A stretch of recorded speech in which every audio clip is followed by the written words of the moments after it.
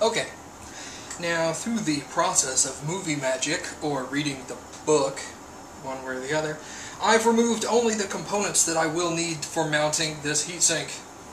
So, first things first, let us put the processor on the motherboard. Thermal grease will be applied near the end of that process, but this part is relatively easy. Turn that around. Okay, so like I pointed out earlier, this is your actual motherboard socket, motherboard processor socket that is. There is a little lever that you have to lift up, which actually exposes the holes that the, I don't know if y'all can see that thing sliding back and forth as my hand covers the whole board, but you can see the little black thing sliding as I move that. It exposes the holes underneath that those hundreds of pins slide down into. So, let's take the actual processor, open this guy up again, and be relatively gentle with him. That's all I need that for.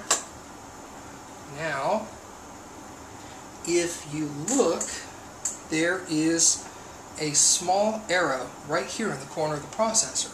This is referring to another arrow which actually is right here on the socket, and it's telling you which way to align the chip, because it can only go in one way. So, I'll set the guy in there, and you just wiggle him and he drops right in. That's all there is to it. Then you lower this handle back down, and it's going to be much harder going down because it's actually applying pressure to those pins. Lock it in place like that, and now, as you can see, the processor does not come out. So that's done. Ta-da!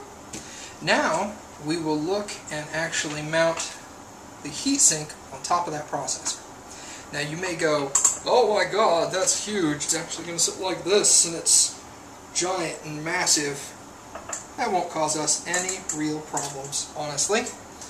So, depending on how long it takes me to figure this book out again, I may cut this part out, but I'm going to read real quick. I already eliminated all of the necessary parts that are needed. Each set of parts is numbered, and each one of these little baggies has the corresponding number to it. So you just pull out all the designated baggies, set them aside, and I'm going to read through this real quick and figure out how to put this sucker back on. Let's see.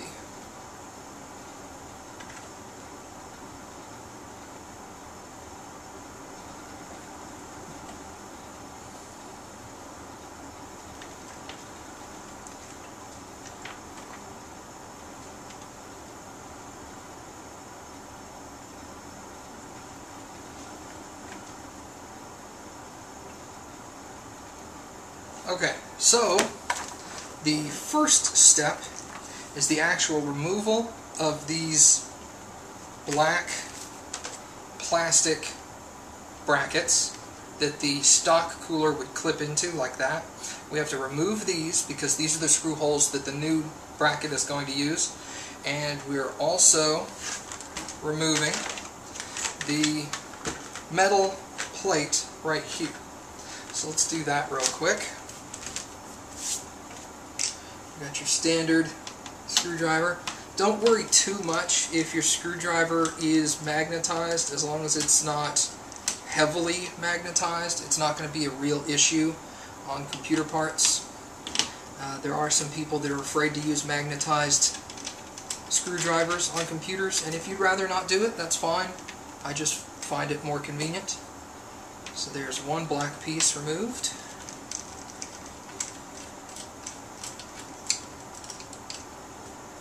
There for now. Come on. And here we go. Whoop. And try not to do that.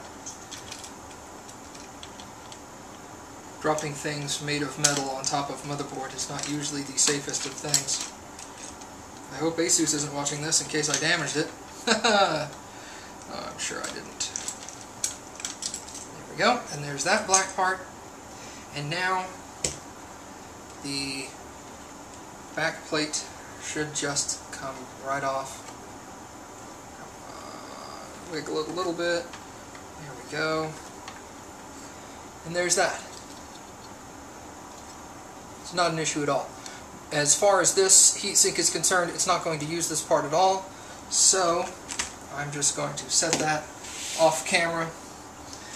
And we'll move on to the next piece, which is this large bracket part. They label it T120-02V1. So if you actually buy the exact same equipment I buy, I'll get rid of that baggie, off camera somewhere, I don't care, you can just follow along with the numbers I say rather than trying to hunt it all down yourself. So this bracket is actually going to use these long screws and these nuts. I'm going to say that a lot because it's fun to say it. Okay, so how this actually works is you will utilize 4 of these 5 screws. I assume they give you the 5th one solely for redundancy. And we're going to line these up through these AM2, AM3 holes. They're actually labeled on this plate here, here, here, and where the screw is, of course. Just drop them on through that, like so. And then the nuts get applied to the screws prior to putting the nuts. Let me make sure I'm doing this right. Yes, indeed. Let's flip that over. Okay, now you take these nuts, which are labeled T120-07. By the way, those screws were also labeled T120-08, just in case you're keeping track of the part numbers. And screw it. Let's rip it open rather than fighting with it. Okay, so these have, you're probably not going to be able to see it on camera, but these have a little ridge on them.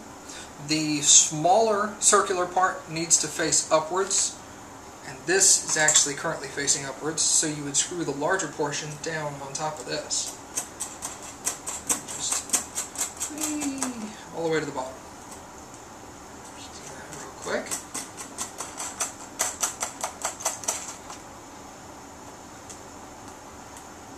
And what that little raised section is going to do is if you look at the other backplate, it actually had these raised parts right here that poked through the bottom of the motherboard. That's what this raised lip is actually going to provide, this same rise piece.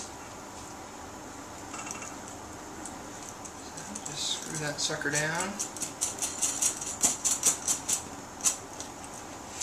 And then you probably just want to hand tighten these all individually. By the way, some of y'all are probably asking, does that missing tip of your middle left finger affect your computer play and hitting the WASD keys and everything? At first it did, but since then it has not been a factor. I've gotten used to it, so it's not a big deal. By the way, I don't know if I mentioned this or not, this is the shiny side of the plate, and this side of the plate is actually more dull. There is a thin plastic piece on this. This is going to provide your motherboard protection on the bottom from being shorted out across the metal, so do not remove this thin plastic piece. Don't ask Nappy FS what happens when you do. You don't want to know. Or you can ask him. He would probably get a kick at giving me a hard time about that. Now, lift the board. Actually, hold on. Let me make sure I'm doing this in the right order again. Now it's saying I need to take T120-10 and apply them, insert the 4 washers and install onto the motherboard from the back side. So the washers go onto this assembly before the motherboard does.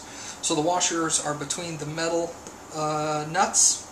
These are like little foam rubber washer dealies. They go between the metal nuts and the actual motherboard on the back. So make sure to install those next. So let's do that. Again, I'm not going to fight with it. I'm just going to rip the bag open. Okay, now these are little red kind of cardboard sticky washer dealies. Again, they provide relative protection for shorting out. Don't know if I'm supposed to peel off that top yellow layer or not. Will it let me? It will. Look at that. Okay, so peel off the yellow from all sides of this little red washer and drop him down on to the nut thusly. I don't know if y'all can see that, but the metal is still sticking through on both sides. This is just providing like a little lip, because that, where that red piece of sticky cardboard stuff is going to be, is where it's actually going to make contact with the motherboard. So again, that's providing a little shorting protection. So let's pop all 4 of those on. Come here, yellow stuff. Get off of there. And I don't believe these necessarily have a specific orientation for up and down. As long as they're on there, they should provide the same protection. There's that.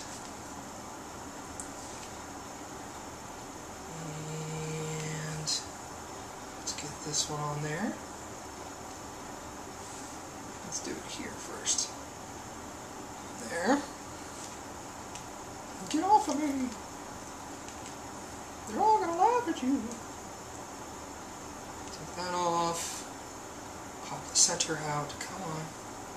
It's the one downside about having larger than average fingers is these small work is really hard to do with these fat fingers. Okay, so orient the sucker like that. Lift this board up and slide the board on top of the screws through the 4 previously removed screw holes. And it should drop in just like that. You probably can't tell what just happened, but that little lip on all 4 of those nuts popped through. It's like this thing is a Krogan or something. All 4 of those nuts popped through the inside of the motherboard, I don't know, hole things. Wow, technical terms galore in this walkthrough. Okay, so that's basically trash. None of that is needed now. Get off of my finger, thank you. Next step it recommends is applying the thermal grease. Okay, that's not bad at all. Now, one thing I do want to mention with thermal grease, as this is a mistake a lot of people make, is they think the more the better. And that is an out-and-out lie. Actually, with thermal grease, you want to apply the least physically possible while still maintaining complete coverage. So, I think, let me get this, I think a couple of times it's been stated that it needs to be 1 micrometer thin, which is physically impossible for you to do unless you've got like an electron microscope and a bunch of weird equipment and stuff. So basically as thin as you can physically do it. So one of the recommended ways is using a straight blade, or razor, or however you want to refer to it. I remove mine out of my little box cutter slash pocket knife that I picked up at a hardware store. And definitely be extremely careful as I pick at mine like an idiot. Be extremely careful with razors because you can kill yourself with them. Now, you remove the top of this little syringe deal that contains the thermal paste, and what I normally do is apply a small dot to roughly the center of the processor. So, keep in mind, as little as possible. It's always better to add more in a minute than it is to remove some. It's almost impossible to remove any. Okay, so we'll cover that guy back up. Technically, one of these tubes should, in theory, last you like 10 processors if you use it correctly. So that's why I'm always confused when they're selling huge, giant tubes of this stuff.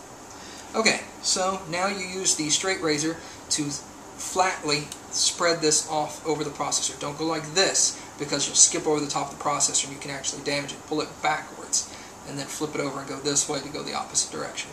So let's see how thinly I can get this spread across. This really isn't the best thermal paste apparently. I thought it was going to be good because it came with this heat sink. It's kind of pasty. It should be more liquidy. Wow, that is failure galore. Look at that. Okay, well, in that case, I'm going to need more than what is net averagely recommended. So let's just put some there, some there, and then I'll fight with it to remove the excess that I do not need. And I'll be back with y'all here in just a second.